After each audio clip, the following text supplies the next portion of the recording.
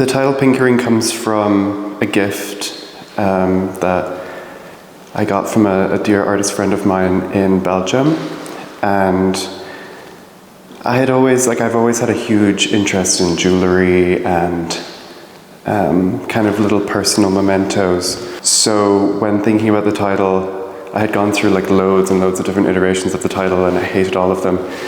And then I had the work in the show that's the self-portrait, and the subtitle is Pinky Ring.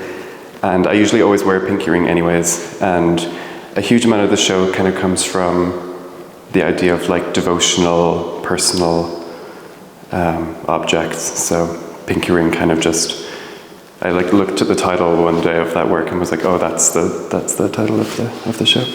All of the works started off just bare plaster and stone, and color and other materials are something that I have like really been quite frightened of in the past.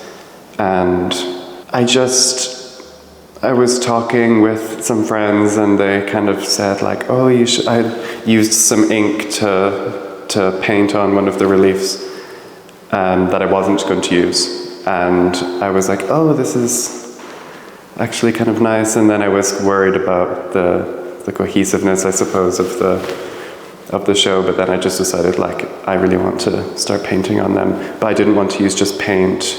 I also love, because plaster is like super absorbent, so things like alcohol-based inks and stain, you know, you put them on and they get like absorbed straight into the material, so it can have like a really interesting effect. And then I kind of just was like, well, if I'm gonna start experimenting with materials, I'm gonna use kind of anything that I can think of, like wax and stones and fur and all sorts. So it was kind of like, it was a big, I suppose, experimentation for myself as well. It's the first time I've worked with these kinds of materials, but yeah, I'm really happy with how they turned out.